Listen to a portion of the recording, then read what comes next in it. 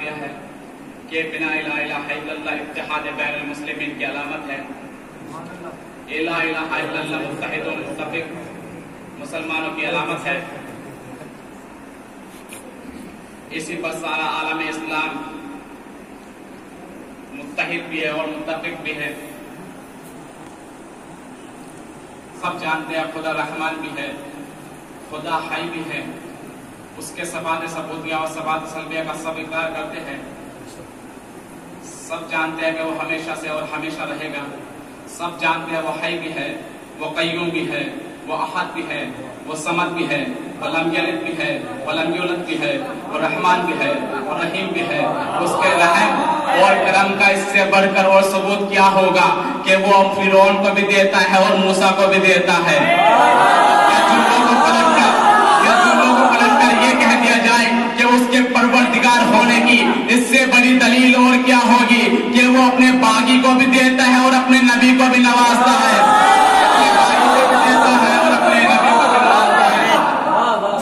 فرعون کی کیا طاقت تھی, کیا مجال تھی کہ وہ تخت حاصل کرتا. فرعون کی کیا جرأت تھی کہ وہ اپنا دربار سجا تھا. فرعون کی کیا مجال تھی کہ وہ لاکھوں لشکر کے ساتھ رہتا. فرعون کی کوئی ہمت نہیں تھی کہ وہ اپنا دربار سجا تھا. فرعون کی کوئی طاقت نہیں تھی کہ وہ سر پہ تاج پہنتا.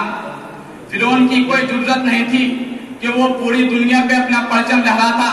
فرعون کی کوئی طاقت نہیں تھی کہ وہ اپنی بادشاہت کو چلاتا.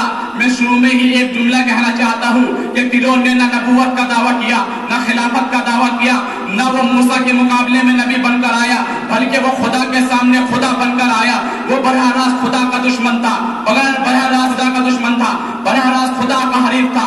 جو حق خدا کا تھا وہ اس نے اپنا لیا تھا, اور جو حق چھین کر, حقدار کا حق چھین کر یہ سمجھتے ہیں کہ جو ہم نے اگر حقدار کا حق اپنا لیا ہے تو ہم حق پر ہو گئے. دیکھیے یہ دنیا انہیں 2000 سال کے بعد بھی خدا نہیں سمجھے گی, فرعون سمجھے گی.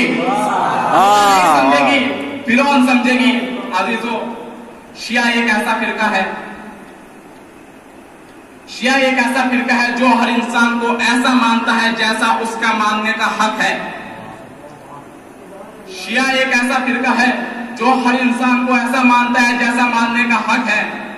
لیکن نصیری ایک ایسا فرقہ ہے, شیعہ نہ کسی کو اتنا کم کرتا ہے کہ اس کو پست کر دے, نہ کسی کو اتنا بڑھاتا ہے کہ اسے خدا بنا دے. نصیری ایک ایسا فرقہ ہے جس نے علی کو اتنا بڑھایا کہ اسے خدا بنا دیا.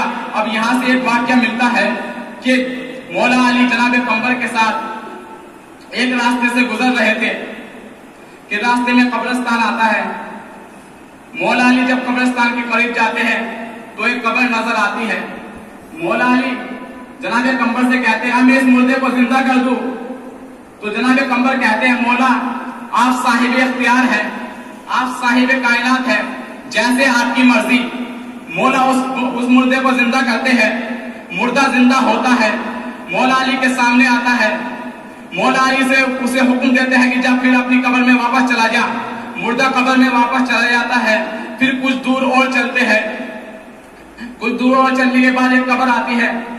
پھر جناب مولا علی جناب قمر سے کہتے ہیں قمر کیا اس مردے کو بھی زندہ کر دوں. جناب قمر بھی وہی الفاظ دہراتے ہیں مولا آپ صاحب اختیار ہیں, جیسے آپ کی مرضی. مولا دوسرے مردے کو بھی زندہ کر دیتے ہیں. پھر مردہ زندہ ہوتا ہے. مولا پھر حکم دیتے ہیں جا اپنی قبر میں واپس چلا جا. مردہ قبر میں واپس چلا جاتا ہے. جب تیسری قبر کے نزدیک آتے ہیں تو اس کو بھی مولا بھی کہتے ہیں اے قمر کیا اس کو بھی زندہ کر دوں. پھر قمر وہی الفاظ دہراتے ہیں مولا آپ صاحب اختیار ہیں, جیسے آپ کی مرضی. تو مولا علی ایک مصلی بچھاتے ہیں, 2 رکعت نماز ادا کرتے ہیں اور پھر دعا کے لیے ہاتھ اٹھاتے ہیں اے خدا اس مردے کو بھی زندہ کر دے. وہ مردہ بھی زندہ ہو جاتا ہے. پھر مولا علی حکم دیتے ہیں جا اپنی قبر میں واپس چلا جا. مردہ قبر میں واپس چلا جاتا ہے. مردہ قبر میں واپس چلا جاتا ہے. پھر مولا علی جناب قمر چلنے لگتے ہیں تو مولا علی دیکھتے ہیں کہ جناب قمر کے ماتھے پہ شکن آ جاتی ہے. مولا علی پوچھتے ہیں قمر تم پریشان نظر آ رہے ہو, تمہاری اس پریشانی کا سبب کیا ہے, وجہ کیا ہے؟ تو قمر کہتے ہیں مولا آپ نے پہلا مردہ زندہ کیا تو اشارے سے کیا, دوسرا مردہ زندہ کیا تو اشارے سے کیا. اب تیسرے مردے کو زندہ کرنے کے لیے عبادت کی کیا ضرورت پڑی؟ یہ جملہ یاد رکھیے گا کہ خدا کو فلوسینی ہے، انہوں نے خدا بنا علی کو خدا بنا رکھا ہے. کہ پھر جناب قمر کہتے ہیں مولا تیسرے بندے کو، آپ کو تیسرے مردے کو زندہ کرنے کے لیے عبادت کی کیا ضرورت پڑی؟ تو مولا کہتے ہیں قمر میں نے پہلا مردے کو اشارے سے زندہ کیا، دوسرے مردے کو اشارے سے زندہ کیا، ان دونوں کو زندہ کر کے میں بتانا چاہتا تھا کہ علی بندہ ہے لیکن تمہارے جیسا نہیں، علی بندہ ہے لیکن تمہارے جیسا نہیں. اور تیسرے مردے کو عبادت کے ذریعے زندہ کر کے بتانا چاہتا تھا کہ میں بندہ ہوں، خدا نہیں.